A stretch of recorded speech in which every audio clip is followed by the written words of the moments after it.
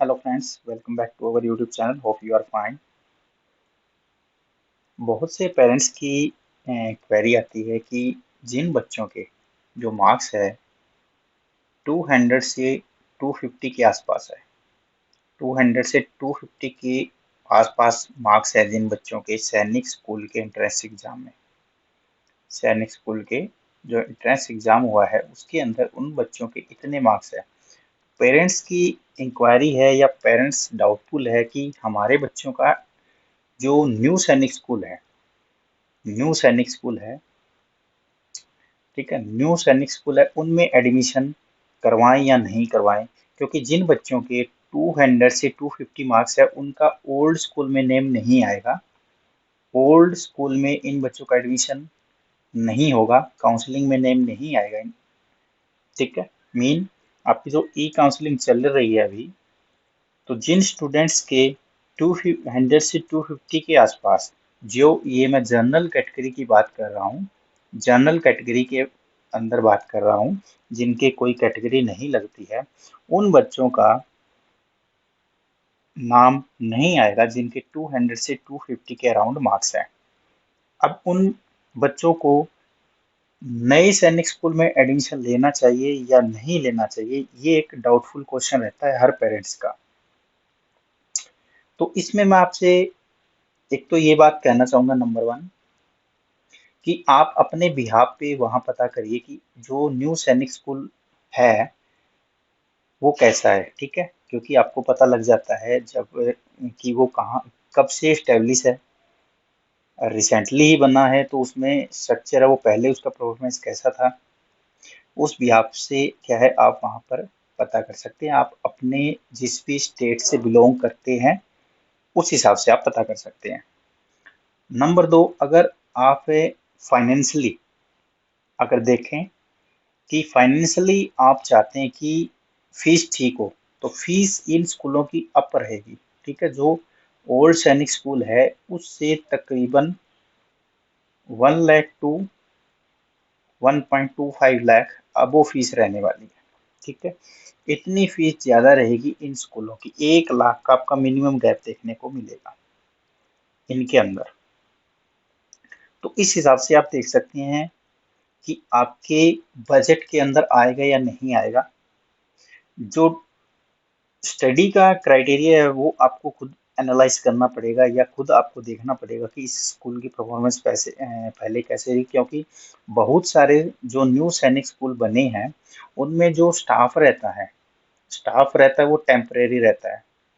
ठीक, टेम्परेरी आप समझ रहे होंगे कि परमानेंट पोस्ट नहीं है वो। जो नियर बाई टीचर्स हैं उनको हायर किया जाता है टेम्परेरी बेसिस पे, और जो मैनेजमेंट रहती है वो भी क्या है, नॉन आर्मी पर्सन रहता है कईयों में, नॉन आर्मी पर्सन मैनेजमेंट के अंदर भी।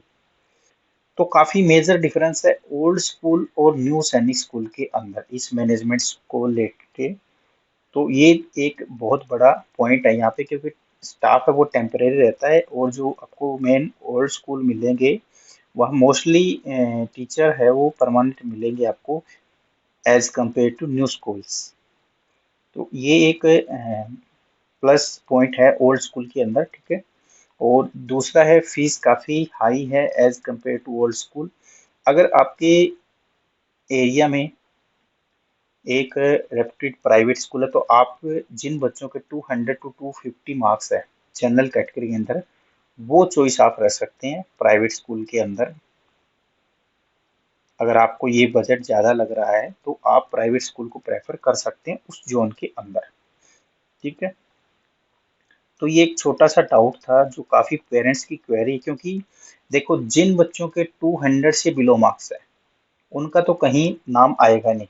मैं एससी या बीसी कैटेगरी की बात नहीं कर रहा, ठीक है, एससी बीसी कैटेगरी की बात नहीं कर रहा हूँ, क्योंकि एससी वालों का और जिन एससी में जिनके कोटा लगता है, एससी कैटेगरी है, उन बच्चों का तो कई बार 170 150 तक भी एडमिशन होता है। लास्ट ईयर 150 के आसपास भी एडमिशन हो गया था, depend on state and vacancy available. तो उसमें काफ़ी फर्क रहता है वहाँ पे। तो मैं सिर्फ बात कर रहा हूँ किसकी, जनरल कैटेगरी के पर्सन के। जनरल कैटेगरी में ये चीज़ें होती है।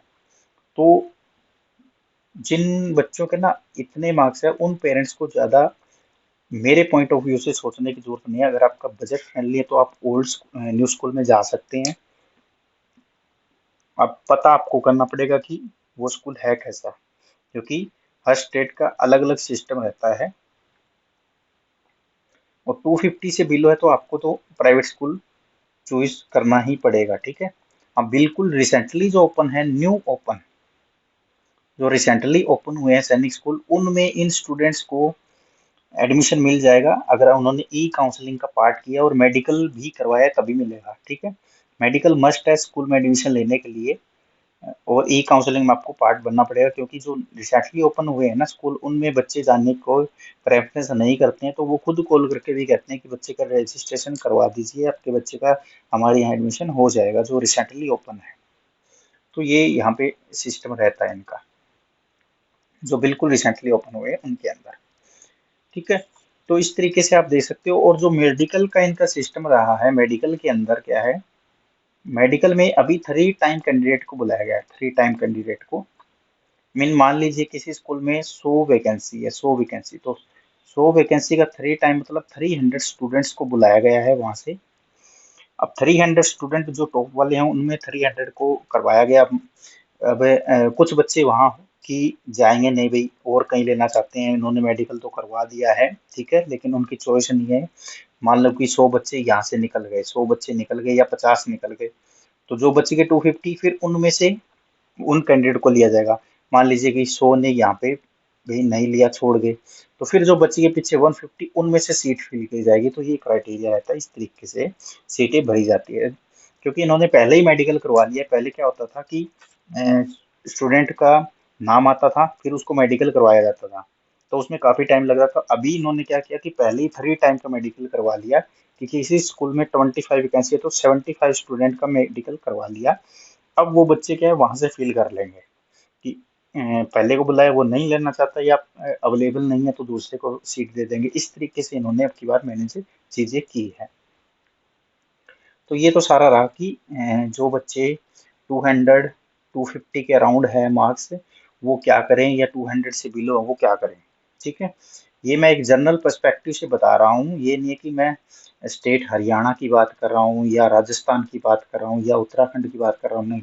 ये मैं एक जनरल आइडिया दे रहा हूँ आपको कि जिन बच्चों के इतने मार्क्स है वो ऐसे ऐसे अपनी चॉइस कर सकते हैं, ठीक है। क्योंकि बाकी कैटेगरी के अंदर अलग चीजें रहेगी ना, कैटेगरी वाइज अलग चीजें रहेगी।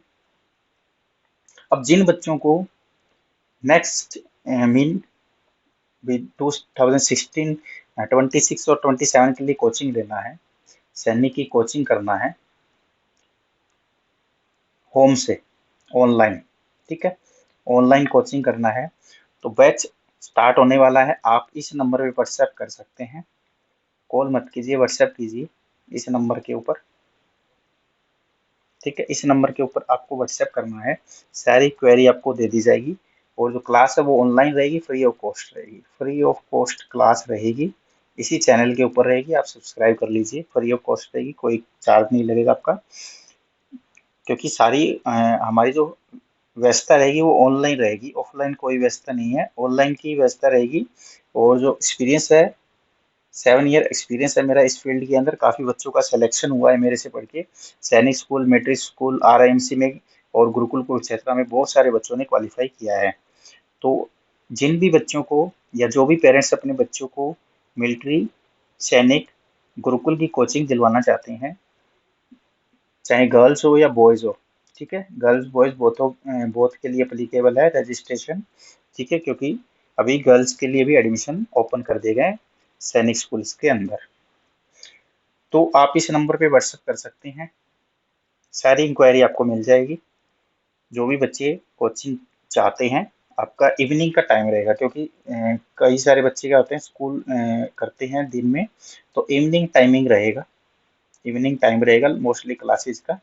उसमें आपके सारे सब्जेक्ट कराए जाएंगे, जितने भी सब्जेक्ट आपके, मैथ, साइंस है, जीके है, रीजनिंग है, इंग्लिश है, ठीक है, सारे सब्जेक्ट करवाए जाएंगे, हिंदी, तो कोई सब्जेक्ट नहीं बचेगा आपका। तो इस नंबर पे व्हाट्सएप जरूर करें, जिन बच्चों की इंक्वायरी हो या और कोई डाउट हो तो आपका इस व्हाट्सएप कर सकते हैं, या नीचे कमेंट में भी कमेंट डाल सकते हैं आप, आपकी इंक्वायरी ले ली जाएगी। तो इस वीडियो में इतना ही। अगर पहली बार चैनल पर आए हैं तो चैनल को सब्सक्राइब जरूर करें, वीडियो को लाइक भी जरूर करें, और नीचे चैनल का लिंक दिया गया है व्हाट्सएप ग्रुप का, उस ग्रुप को भी आप ज्वाइन कर लीजिए। सारी इन्फॉर्मेशन वहाँ डाल दी जाती है, जो भी अपडेट होता है सैनिक स्कूल के रिगार्डिंग, एडमिशन के रिगार्डिंग या क्लास का, तो वो ग्रुप आप जरूर ज्वाइन कर ले, नीचे लिंक डाल दिया जाएगा। Thank you.